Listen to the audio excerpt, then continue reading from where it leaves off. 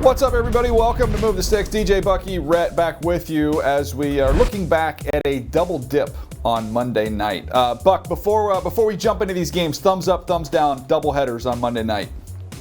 I like the double headers. I wish they were spaced out a little bit. It was too tight to each other. Yeah. Like, give me a little space so I can see one, then I see the other. Oh, come on, guys. I mean, we need it. We need the ability to go back and forth. One game's not giving it to you. Let's go get it from the other. You know, if you're not into some tough quarterback play in the Cleveland, Pittsburgh game, go watch Taysom Hill essentially win this game for the New Orleans Saints. So it was a lot of fun to kind of go back and forth in these two. Yeah, fortunately, the Padres have spared me. I don't have to flip over to the baseball game, Buck. So I got two football games. I don't have to worry about the baseball games. That's what my team did to me this year, unfortunately. So I don't even get me started. All right, let's go. First of all, there's a couple of these points I want to make here, but I want to start first of all with this Cleveland-Pittsburgh game. This is a big win for the Pittsburgh Steelers, coming off of a week where we talked about it. They just got hammered by the 49ers. And while there's still plenty of things to fix offensively, Buck, I'll shoot it over to you. And I know the big headline from this game is going to be Nick Chubb. We'll get to that in a minute. But I want to give my due to the Steelers, first of all. This defense, putting up a couple touchdowns. This looks like it has the chance, with the depth and the talent up front especially, to be kind of one of those old school, legit Steeler defenses that put last week behind them and had a really nice showing. Yeah, this is a team that we thought we were going to see based on how they performed during the preseason. Dominant performance, really got after the quarterback. I think 6 sacks, scored a couple defensive touchdowns, really set the tone for this team to get a big win at home against a division rival. And as this defense continues to play at this level, you may have to make some modifications to your offense in terms of, hey, let's just play to the defense. We don't need to be risky. We don't need to throw it. We can run it. We can do some things that are a little more conservative in nature, because this defense is going to keep the score down. This defense is going to set us up for scoring opportunities. This could change the way that they go about their complementary football plan. And guys, by the way, in the first of what's going to be, you heard it here, in the first instance of a phrase that you're going to hear a couple of times today, and you heard it here first up, Move the Sticks, or with you guys in general. Remember 2019? Remember our Conference USA schedule on NFL Network? Do you remember the Scouts Eye that we did when we had a Charlotte game on Alex Highsmith coming off the edge? That's right. Let's go. You heard it here first on Move the Sticks. I mean, he was like third-round pick, but has obviously proved his worth far beyond his draft position. They compensated him like one of the best edge rushers in football. He's playing like one of the best edge rushers in football. Obviously helps to have a perennial defensive player of the year candidate in TJ Watt. But those two guys right there, I mean, name us a better edge rushing duo right now, because they are absolutely winning the day for that Steelers defense. Yeah, they've got some good other young players they're rolling through in that front as well. So it's got a chance to be a really, really solid unit. TJ Watt's got 4 sacks now through the first 2 weeks. He's having a monster season. Now, offensively, Kenny Pickett missed some throws, was not clean, was not smooth. But when you've got George Pickens, he gives you the big long one. Pickens ends up with 4 for $127, including that 71-yard touchdown. So you get the big strike ability. They're not running the ball at all.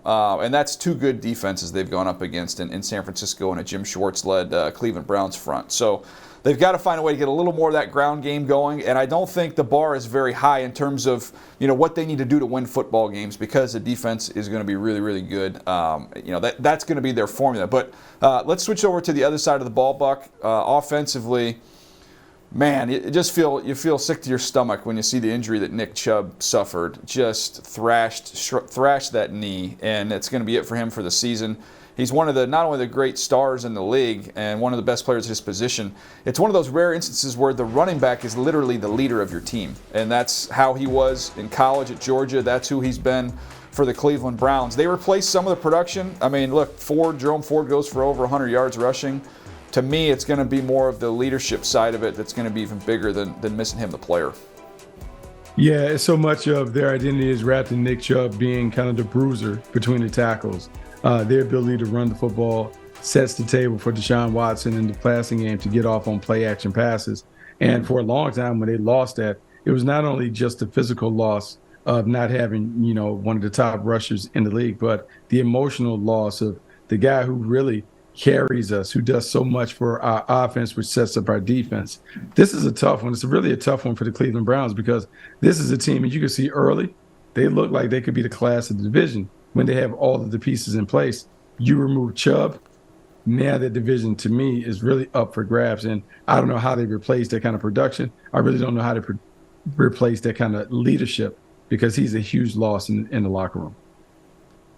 Yeah, and look, I think there's some concern, obviously, for Nick Chubb and the injury, and certainly hope that he can get, the recovery that he needs. But with this Cleveland Browns offense, you've got a quarterback in Deshaun Watson with top 5 ability, but that's probably playing somewhere in the neighborhood of a 15 to 25, ranked quarterback at this point. And so or worse, right? So when you don't have the high-level quarterback play, and now you lose the ability to hand it off with confidence, in the run game. Now, look, Jerome Ford, maybe ends up, being fine. They sign somebody and they could still pound the rock a bit, but not the way that they could with Chubb. Not the way they could rely on it with Chubb to help buy some time to figure out what's going on with Watson and to get him back playing at a very high level. So that part of it is concerning. Good news is their defense is really good.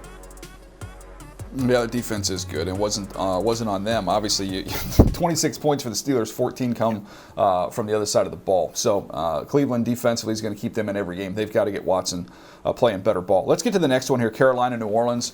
This is a game. The Saints here, they are 2-0. The Derek Carr era is off to a pretty good start here. Let's start on the winning side of things. Rhett, what do you see from your hometown Saints there? Well, so I think, outside of 4 explosive plays in the pass game, this was really all about Taysom Hill. I'll get to Taysom Hill here in a second, but the explosives were really, they were big. There were a couple of, 2 of the highest degree of difficulty catches made in the NFL this week. Michael Thomas down inside the red zone goes up and gets one, initially ruled incomplete. And then Chris Olave comes up with a huge one that he essentially tips to himself, makes a diving grab. Those were big-time plays in the pass game. And then maybe the biggest was the Rashid Shaheed. Just straight speed down the right sideline. Carr finds him. That sets up the touchdown that eventually gave them the winning margin. So I thought those explosives were big from the Saints in the pass game.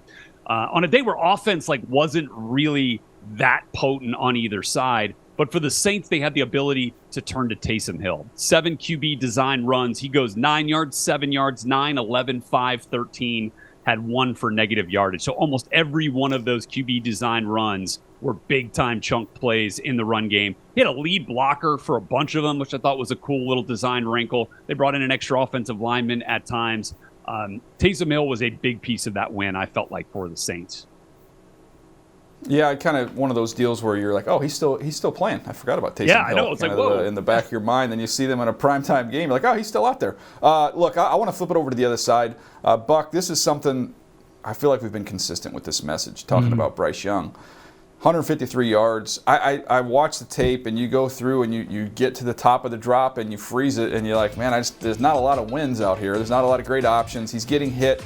The thing he's done well is he's buying time. He's extending plays, trying to give his guys an opportunity to uncover, and yet still he's having a tough time finding people. So I didn't come away from this game watching it, and the box score doesn't look pretty. 153 yards. He took 4 sacks. Didn't throw a pick, but obviously the hits add up, and it ends up resulting in a fumble that he lost. But I don't know how this gets better in the short term. To me, I guess the only thing is you're going to have to just say, we got to commit to the run, where we got to put extra tight ends. Let's put the 6th offensive lineman. They're going to have to do something creative in the run game, Buck, because if you don't have the guys, you don't have the guys. And he's buying all kinds of time, and there's still nothing. I don't know what the answer is there.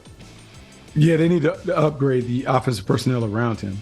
We can talk about him being the number 1 overall pick, but they just don't have enough firepower to make you change the way that you play defense. He's getting the day 1 looks, and there's no way that there isn't a way for him to dictate the terms. You can't force someone to double team a wide receiver. He doesn't have that guy. You can't force someone to drop another defender in the box because he doesn't have a high-end player at those positions. This is one where he's going to have to jump into it right away, put his mark on the game as a passer, but also as a scrambling artist that creates big plays on the move. He's going to have to empty the tool belt to allow this offense to play at a high level.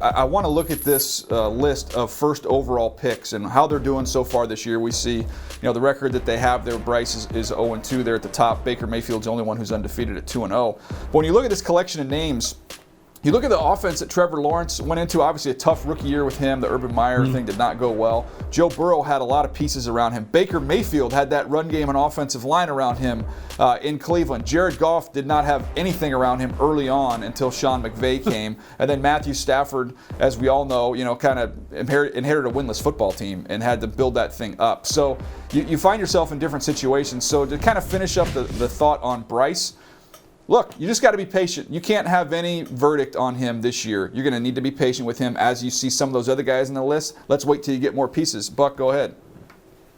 No, so my thing is, look, he's going to be fine. They will be fine, and I expect him to eventually play at a high level.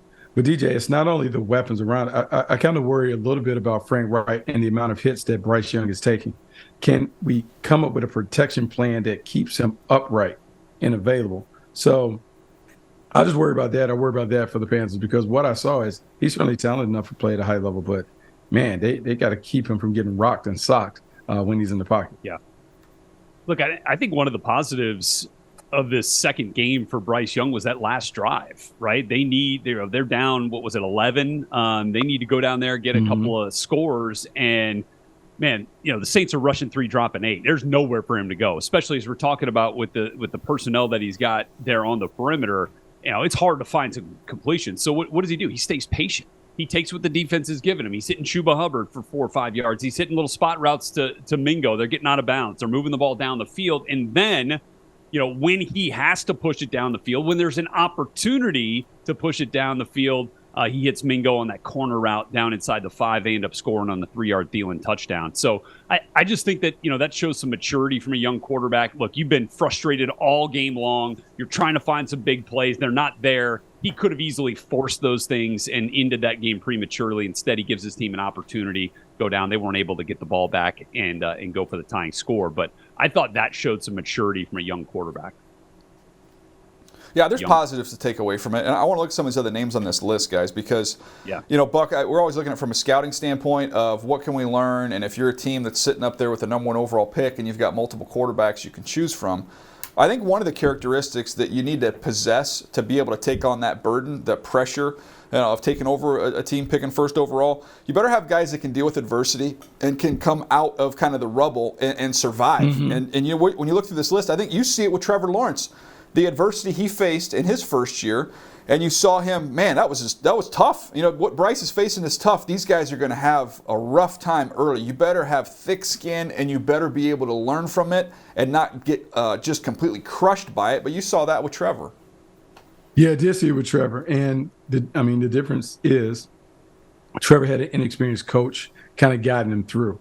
Bryce and some of these young guys have experienced coaches who've kind of dealt with the young quarterback and helped the young quarterback mature. It's a process. You would like to have a vet in the room to kind of walk them through, show them this is how you prepare, this is how you get for a Monday night game, a Thursday night game, a Sunday night game, all these other things. Help them put their own plan and processes in place so when they do become the full-time starter, they're ready to go and they're ready to compete at a high level. Yeah, to me, when you look at the rest of this list, Rhett, the one guy I want to hit you on, then we'll move on and take a break here. But Matthew Stafford, that should be an example of somebody who walked into a situation. Obviously, you with Calvin Johnson there, and that's a pretty good spot to be in with him. But this is a team that didn't win games like any. You talk about having pressure on you to come in there and fix something. He had it there, and we've seen Stafford go on to win a Super Bowl. Yeah, and you want to talk about the ability to kind of reverse negative narratives. I mean, you guys remember the first couple of years of Stafford's career, goes down with the knee injury, has the shoulder, and all of a sudden you got people talking about, oh, he's never going to be able to play a full season. He's injury prone. Then he goes on like this incredible Ironman streak for the last part of his Lions career into the beginning of his Rams career. And I think, just going back and watching this 49ers game, I mean, when he's healthy, he has... that arm talent is, as we talked about when he was coming out of Georgia, it's incredible, right? The throws he makes from the right hash to the left sideline, 25 yards down the field on a deep out route or a deep corner. I don't know if there's anybody like it, with the way that he can layer that thing in there and push it down the field. with such great accuracy and velocity. I mean, it's so much fun to watch when he's healthy. He's moving around all over the place. And here's the other thing I'll say for Stafford. When something's working, he's not going to abandon it. And when Puka Nacua is just out there getting open all over the place, we're going to keep feeding him. We're just going to keep feeding him. And so right now, Stafford to Puka, Stafford to Cooper Kupp. When he comes back, I think we kind of left the Rams for dead, in this offseason and leading into this season. But I'm telling you what, with a healthy Stafford and some of these, the established weapon in Kupp when he comes back, the emerging weapon in Puka, might be some fun to watch here in this season in that NFC West. Yeah, I'm just drinking a warm cup of Nacua here. That's it. That's what we're going to call this this Rams offense here. A little cup of Nacua. All right, Buck, last one here real quick, and we'll hit this break. If I told you of all these situations that they're currently in, I would say Joe Burrow has the most around him right now on this list. And here they are sitting 0-2. I know the calf. I know he missed training camp, but I don't want you to put a percentage on it. But should we be legit worried somehow this Bengals team doesn't make it to the tournament? Yeah, no, I think we should, because we just don't know how long he's going to be gone. And the drop-off between Joe Burrow and Jake Browning is massive.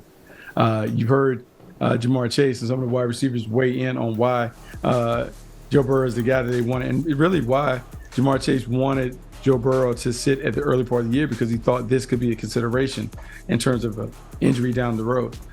If you take Joe Burrow out of that, they may have better weapons, but they're not going to perform as well. It brings him back to the pack. It makes the group an even-Steven contest as opposed to a lopsided affair that it could have been. Yeah, not the start that Joe Burrow or the Bengals wanted, without question. All right, we're going to take a quick break. When we come back, we are going to jump into this rookie draft, which somehow I am just sucking at. We'll get to that right after this. Yeah.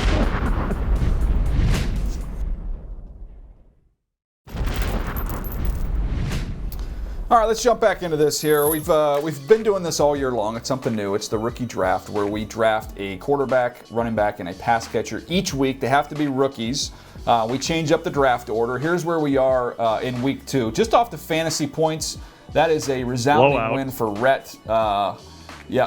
He's impressive.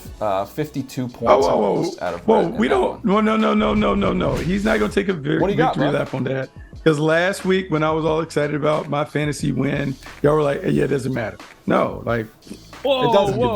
No.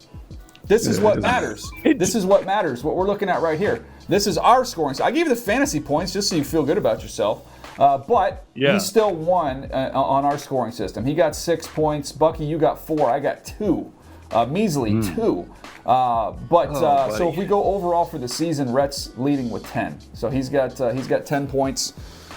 That's depressing. I guess I'll give Rhett the floor here. Go ahead. I mean, Stroud. First of all, I would have won the quarterback if Richardson didn't get hurt. He already had 2 touchdowns, and then he was out. So he did. He hits his head, and he was done. We wouldn't be sitting here having to listen to this, Buck. But go ahead, Rhett. Go ahead. C.J. Stroud. Go for it. I mean, my guy C.J. Stroud did throw for over 300 and led a nice comeback for the Houston Texans in the second half. Now they got down early, and here's the moral of the story for C.J. Stroud, and this is both fantasy and reality. When he gets Laramie Tunsil and Titus Howard back, and when they start playing, when that offensive line starts picking it up a little bit, he's going to be dangerous, even more dangerous, especially within this division, because his pinpoint accuracy, his ball placement, his ability to hit those tight window throws. You saw that back of the end zone throw to Nico Collins. He had some, absolute threading the needle throws in this game. The confidence to go out there and do it, and then the ability to execute it from a rookie. I just really impressed with that. I think he's only going to get better. So that's going to be a lot of fun to watch. And better targets than I think people are giving the Texans credit for. Nico Collins is showing up this year. Obviously, Robert Woods is steady Eddie. Tank Dell coming along. And then they just get John Mechie back last week. So I think that's going to be something to kind of watch moving forward. And then look, Bijan, whoever's got the first pick, just lock Bijan in, right? All year long. That's just going to be too much fun. Yeah.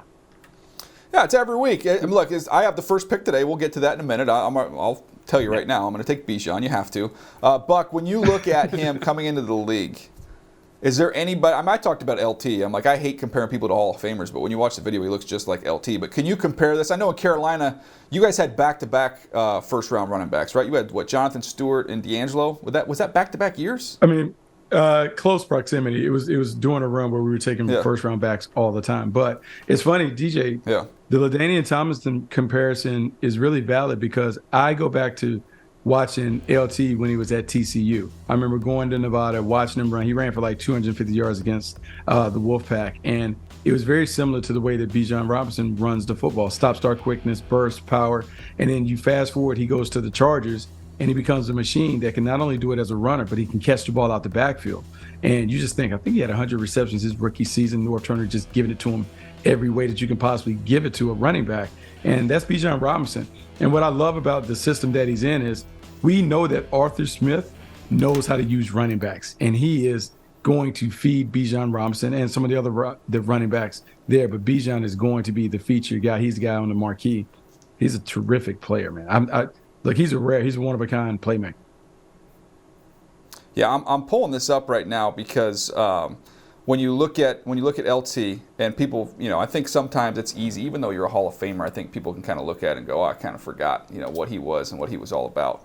That first year, his rookie year, he went for 1,236 yards and 10 touchdowns. And then it just went up from there, 1,600 plus, 1,600 plus, 1,300, 1,400, 1,800, 1,400, 1,100. So and that's not even talking the touchdowns, 10, 14, 13, 17, 18, 28, 15, 11, 12. Like, this is the type of player we're talking about here. We're not saying like, oh, he's flashed, he's done some good things, he could be no, we're saying this dude has a chance to be one of the best. Yeah. And when you watch him with his combination, it's just rare when you see the speed and the power. You'll see guys that have that, right? They are explosive and they can run through tackles and they're strong and powerful. And then you'll see the change of pace guys, the shifty, the make you miss, the instinctive feel runners who are 4.65 guys, but they just have a great feel and sense and vision. He has all of that. So that's what makes him such a special player. And one other rookie I'll hit on here before we move on to this year's draft, Jordan Addison. I felt like there was a lot of hype on him at Pitt. He transfers to USC. The ball got spread around a little bit with the Trojans, and it was kind of like, okay, kind of came back a little bit. What are the expectations with him in the draft? He's undersized. We talked so much about that, 170-something pounds. And then you get on the field and like, dude, all the guy does is make plays. You saw it on the deep post against the Philadelphia Eagles where he knows how to stem and weave and lean and create separation. He's just a skilled route runner. And Buck, to me, it's another example. We talked about it with Puka Nacua, Rhett's godson, that these guys that come into the league, Zay Flowers, another example of somebody who's having immediate success. Polished route runners, drop them in, plug and play, off you go. Win. Yeah, I mean, I think what we're seeing in a lot of these things, DJ, is more production and polished performance over the potential. We can talk about how a player could develop and what he could be at the next level. It's a lot different when you go after the guys that you see do it over and over again and their skills are transferable. These route runners like Jordan Addison, like Zay Flowers, they have it. They had it, and you could see it. You could see how they were able to win. They weren't winning just off their natural tools. They were winning off of the technique and just understanding how to get it done. Jordan Addison is one of those guys. He's going to find a way to continue to get open, and playing opposite Justin Jefferson, he's an easy one to fall in love with because he's going to have so many one-on-one opportunities.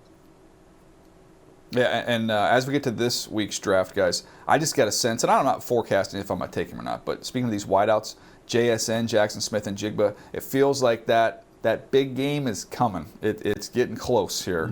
So that's just dropping that on there. First pick, Bijan Robinson. Right. I'm not going to waste your time. You guys know what I'm doing. I don't need to waste any time on that. I got Bijan. Buck, you're up. That's easy. Yep. Well, Bijan is an easy one. Dang. Quarterback, give me C.J. Stroud, which is going against what my normal rules are. Ooh. My normal rules are I typically don't play fantasy against my team, but he's going against the Jaguars, so I have a little bit of a rooting interest, kind of, that he'll find a way to put up some points but don't crush us. All right. Dang. I was really thinking I was going to get CJ there with one of those next two picks. No, you're not going to get him back-to-back weeks. Okay. Well, I mean, I have to take a quarterback here because I'm not going to be left out in the cold if Anthony Richardson doesn't play this week. So Bryce Young is going to be a choice here. They're done. You should have thought about that. Yeah. You should have thought about that. So screwed. Give me Bryce Young and then give me Puka Nacua. Oh wow, that's until really he, original. you're targeting him 20 times. Fantasy's all about target share. It's crazy. about volume. Like, he's getting volume more than anybody. So give me Puka and Bryce Young at picks 3 and 4. Okay, I think it comes back to me. All right. So then that means I get a chance to take Zay Flowers, right? So Yes. I take Zay Flowers because OBJ probably isn't going to suit up, maybe his hurt ankle. So let's go with Zay. All right, Zay Flowers. So then I get my next 2 picks. Well, one of them is Richardson, so I can just say that. And here's to a healthy week of rehab there and getting yourself ready to go. So I feel like I'm going to win the running back. I'm not feeling great about winning the quarterback, so I've got to win the wideout spot here. So Zay Flowers is gone. Puka Nacua is gone. I've got Jordan Addison against the Chargers, so I could do what Bucky's doing and take a player that you're going to see. Yeah, that sounds like a win. Live and in person. I'm tempted. You don't know how bad I want to take Tank Dell. I'm a Tank Dell guy. Yeah. He had a decent week. What do you? He had 8 for 74 last week. Man, against the Jags. I don't know how I don't take Addison. So I know we want to get some new names in the mix, but I have no choice. I've got to take Jordan Addison there. Buck, you're up. Don't worry, I got one for you. Well, it's easy. It's Jahmyr Gibbs. I'm going to take Jahmyr Gibbs from Detroit. That's easy. I got him. All right, so you're going Jahmyr Gibbs. I guess, just we haven't seen the production in the run game, and he's on one of my actual fantasy teams, but they are targeting the heck out of him in the pass game. So, like, you're thinking you're going to get a few, more than a few receptions here. One that I am quite interested in here, guys, and happy to have fall to me here with the final pick of our draft, Roschon Johnson. So, hey, new name alert. A new name for you. They did not. Well, let's just call it like it is. The Bears did nothing of note on offense outside of a couple of throws, a couple of plays by DJ Moore. But Khalil Herbert went down in that game, if I'm not mistaken. And Roschon, while he only got 4 carries, he popped off a 29-yard run. I think we're going to start to see some takeover here. I might be a little early on the Roschon train, but I'm willing to jump on right now and have him lead me to victory. Nice. All right. The only thing I'll say about this to kind of wrap this up, Rhett, the only flaw in your logic is that you might actually have to watch the Bears offense. That's the only wait a flaw second. there. Rule number 1 in fantasy football: do not draft players if you do not want to watch their team, and that is not an easy watch going right up against now the Chiefs with the Chicago too. Bears. Yeah. Yep, against the Chiefs. Well, I'm sure they'll be running it a lot. They won't be chasing points at all. That's Rhett. He does his homework each and every week. How is this guy winning this thing? It is an absolute mystery. I have no idea. All right. Puka. That's all I need. A one-man show. Unbelievable. Unbelievable. All right, coming up next, we are going to switch over to the other side of the ball. We're going to jump in, talk a little defense, who's standing out from a player and team standpoint. We'll do that right after this.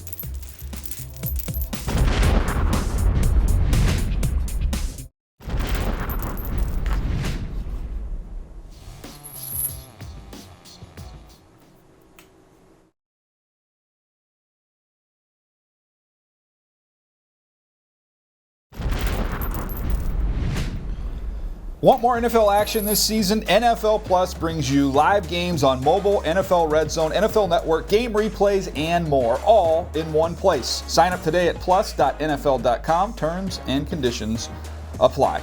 All right, it's time for Sacks and Quarterbacks presented by Campbell's. We like to look at the defensive side of the ball. We'll give the offense a lot of love here, but let's flip it over to the other side of the ball. We'll go player, and then we'll go team. Rhett, if we're going to start player, I mean, I comb through all the numbers every week, and I want to see who I want to watch. And guys like Quay Walker, who had 17 tackles, that was fun watching his tape and what he did. We talked a little bit earlier about what T.J. Watt did last night, and they're generating turnovers, getting pressures and sacks. But this is a Micah Parsons league right now, and we're all just living in it. You better believe it, man. This is so much fun. Like, just to go back and watch. And just watch how athletic and just how fast he moves to the quarterback. Look, Dwayne Brown's a good left tackle, right? I get it. He's older. He's up in his career getting towards the end of his career here. But I just can't imagine, getting inside his head for a moment. Lined up at left tackle out there. He goes, all right. He's got Micah. He knows he's one-on-one with Micah. He goes, all right. Kick slide 1, I'm good. Kick slide 2, I'm good. Kick slide 3. I'm beat. And I mean, it happens so quickly that he can get around the edge, and then like he uses his hands so well. Like people I feel like want to, talk about and compare Micah to, they're like, oh, I don't want to compare him to Lawrence Taylor, but I'm like, well, you're kind of doing that anyway here. And look, I get it. He's just so dang good, but it's not Lawrence Taylor, the comparison. The way Micah uses his hands to get free. I mean, it's like Daniel LaRusso after painting Mr. Miyagi's fence all day. He's highly skilled and a little pissed off that he had to do it. You know what I mean? And like the way he just gets free, you watch that first sack, right, where he's lined up all the way out on the edge as like the right outside linebacker. And still, when he triggers and puts that foot in the ground and comes back all the way towards the A gap on that stunt, I mean, nobody moves that fast that way at that size and still gets to the quarterback there. I mean, like that. It's just rare. We just don't see it, and we're not seeing it right now from anybody else the way that Micah's moving. And here's the other thing. When you got something that's really good, and again, remember when I said this was going to be there was going to be more than one? You heard it here first on Move the Sticks. DJ, if I remember correctly, you said about Micah, when we were talking about him as like a linebacker, you were saying like, all right, yeah, I mean, he can go sideline to sideline, but this dude's probably going to get 10 to 15 sacks a year if you line him on the edge, right? 20. You said 20. Okay, there. I was going to say you undersold if I remember 10 to 15, but you're right.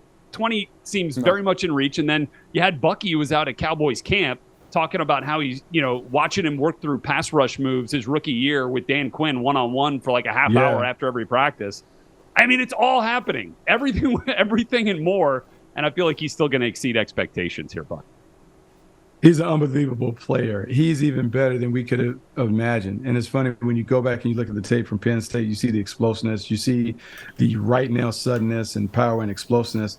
And I don't, but even then, even betting on the come in terms of his upside, his athleticism, I don't know if anybody expected him to be this dominant this soon.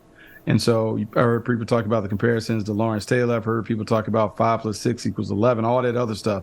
I just know this.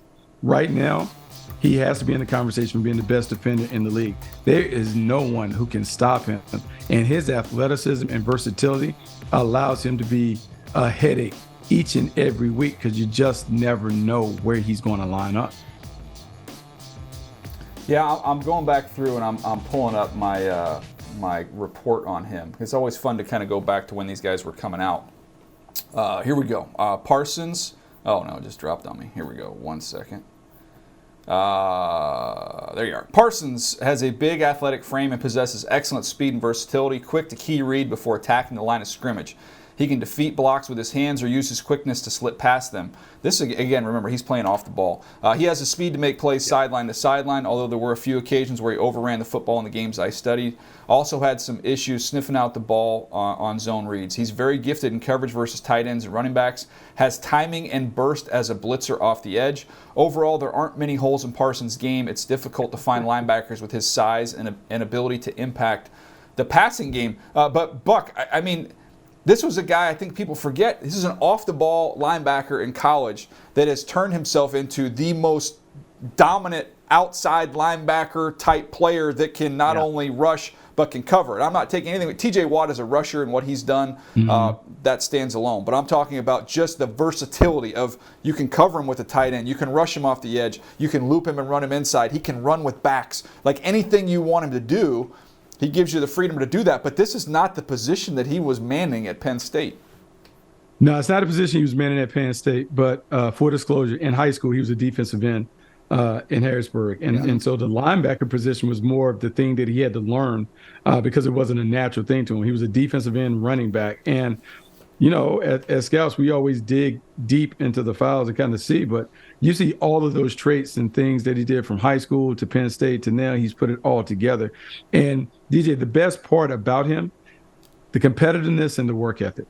It's one thing for him to be as gifted as because we've seen gifted pass rushers come off the board and those things, but it's another thing to be gifted, but to have an insatiable desire to want to be the best and to work at it. Your teams are always at their best when your best players are your hardest workers. Micah Parsons is a maniac when it comes to the work. And because he's worked so hard, you see it come out in his production and his performance. And look, I think we can get enamored, right, with all the different things that he can do, as you listed out there in the scouting report and that you're talking about here, Bucky. But I think Dan Quinn and the Cowboys have realized what he needs to do, and that's rush the passer. And perhaps the best way to describe how committed they are to having him rush the passer is by telling you he's had absolutely 0 snaps in coverage so far this season. He is getting after the passer, right? I mean, like that, literally goose egg. So, I mean, they may find some ways to use him down the field, in a non-pass rush, way down the stretch here. But it's a lot of fun to watch him get after the QB.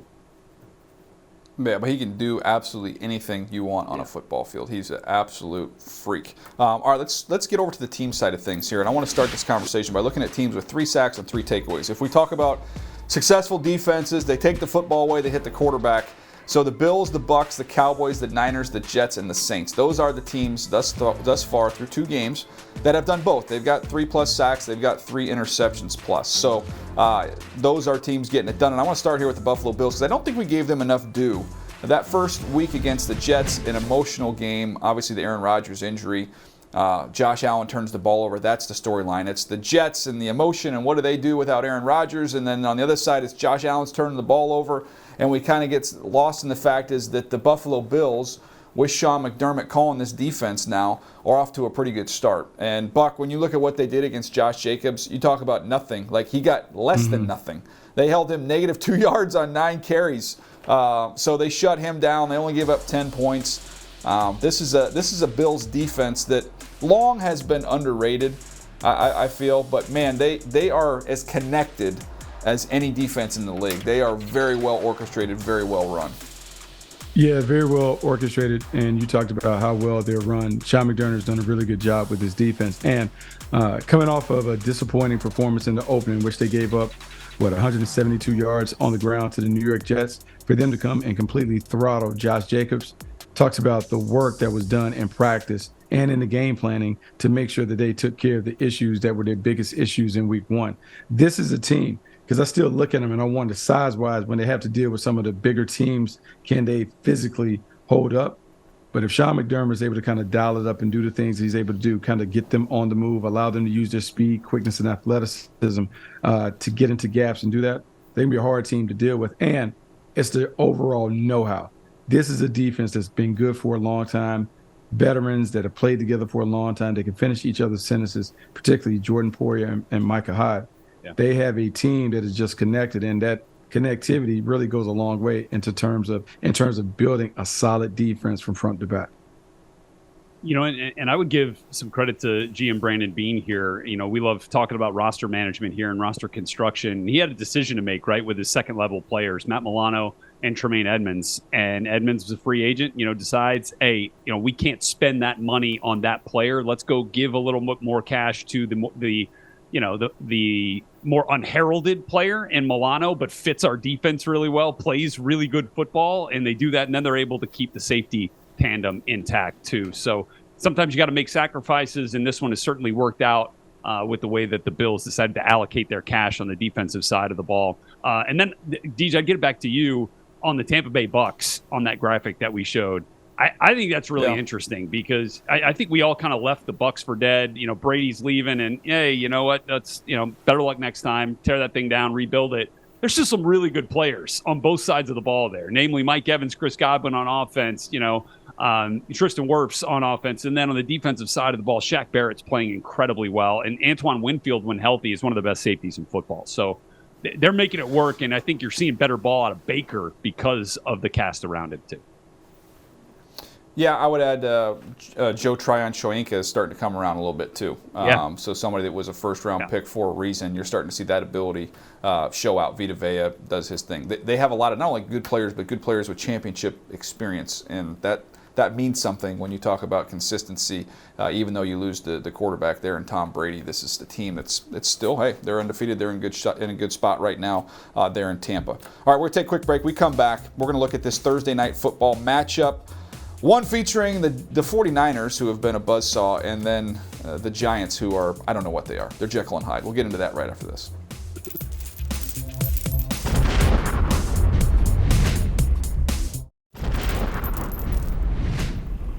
YouTube TV is the new home of NFL Sunday Ticket. Being an NFL fan has never been easier. Watch every game, every Sunday, exclusively with NFL Sunday Ticket on YouTube TV. Sign up now and get $50 off. Terms and conditions apply. For more information, visit NFLSundayTicket.com. All right, we got an interesting Thursday night game between a 49ers team. Look, they got a game from the Rams week 2. They were dominant week 1 against the Pittsburgh Steelers. But you feel like we know what the 49ers are, who they are, what they're about. The other side of it, the Giants going on the road in this one, Buck. I mean, from what we saw for the first 6 quarters, thinking this is going to be a disaster of a season. Then all of a sudden, in the second half against the Cardinals, look, Daniel Jones, that offense comes alive. I know they've got the Saquon Barkley injury, but that was a team that you're like, okay, they can compete. And I know the Arizona Cardinals aren't any good, but you left that game saying, okay, this is the progress. This is what we wanted to see with this team and what we expected to see from this team coming off last year. It's exactly what we expected. We thought they would pick up where they left off at the end of the year, but they weren't able to do that. But they found their way against the Arizona Cardinals. If Danny Dimes plays like he played in the second half against the Cardinals, there's some hope, a reason for optimism for the Giants being able to do it. They won't have Saquon Barkley, so they have to kind of maybe work around maybe a lack of a feature player in the running game. But Danny Dimes has shown that he can make it happen with his legs. The problem is you're dealing with the Niners defense that's as fast and as long as you can find, particularly at the second level with Drake Greenlaw and Fred Warner running around making plays. This will be a very, very tough battle for the Giants. But Brian Daboll has found some things with Danny Dimes to help him. I think he builds upon what they displayed the last part of the game on Sunday. Yeah, and look, you got 12 points out of Saquon Barkley, a couple of touchdowns, one in the run game, one in the pass game, but wasn't like overly explosive in that game. So you feel like maybe you can live without him for this week and get something out of Matt Breida, who's got some great speed and can perhaps give them what they need in the run game. But I was really encouraged, by seeing a couple of chunk plays from Jalen Hyatt in this last game. 2 catches for 89 yards, one of them going for 58. I feel like that can really help unlock some stuff as well for this New York Giants team. Now, can they protect, long enough to get Daniel what he needs to make those throws down the field against a very difficult, San Francisco front to deal with, led, of course, by Nick Bosa. So that'll be kind of what I'm watching. Can they still get some of the explosives that we saw in that second half? Yeah, you took the words right out of my mouth because I'm looking at it. I wrote it down here. Hyatt had a 58-yard catch, Waller had a 25, Slayton had a 29. This is a defense in the 49ers. You're not going to sustain long drives. They're too good. And you look at last week against the Rams, they didn't give up a pass play over 20 yards. Puka Nacua, we celebrated 15 catches. That's fantastic. He averaged 9.8 yards a catch. So they don't let the ball sail over their head. And I don't see how the Giants, Buck, are going to be able to get to the winner's circle in this thing without some explosives. That was the offseason. Let's go out and let's bring in some speed. And you saw it last week what that looks like. You get Jalen Hyatt getting big balls down the field. You look at what Waller can bring to the table, and all of a sudden you're going up against the 49ers team. I just don't see him giving up those plays. No, that's the thing. The Niners don't give up big plays. It's one of the things that Steve Wilks wants to emphasize. And hey, let's tip the cap to Wilks for picking up this defense and carrying the torch from DeMeco Ryans and trying to make this defense an even better, more aggressive defense. They've done a really good job the first couple of weeks. They're going to make life miserable for Daniel Jones and that Giants offense. And you're right. If they don't give up the big plays, it's hard to imagine the Giants driving the ball the length of the field multiple times on this team. A tall task for the New York Giants this week, particularly on a short week without your best offensive player in Saquon Barkley. Rhett, anything else you want to jump in on here before we put a close on these guys? I guess I would say just like from an offensive perspective for the 49ers, the joystick continues, to roll with Brock Purdy. I mean, nothing flashy, nothing, just one of the best operators of any offense that we've seen. And then I think this is the best we've seen out of Christian McCaffrey on the ground since he's been in San Francisco these first couple of weeks. Get the couple 100-yard games. And nobody knows their identity. Nobody knows their formula better than San Francisco. They're going to get some pressure this week, obviously, from Wink Martindale's defense. But, I have no concerns or questions about whether the 49ers can continue to do what they've done the first couple of weeks. They are that good at executing a game plan. And Kyle Shanahan, one of the best at putting together a game plan. So it's a pretty dang good recipe for success. Yeah, and for the opposite with the Niners, when we say the Giants, I don't see them methodically moving the ball. That's all the 49ers do is methodically move the ball. That's Kyle Shanahan. I'm looking at Brock Purdy, guys. He didn't have a play over 31 yards in the air this year. It's 206, 220. Those are the numbers he's putting up. They don't take the driver out of the bag. They don't need to. They're going to run the ball. Just be efficient. Take what the defense gives you. The system has answers for all these problems.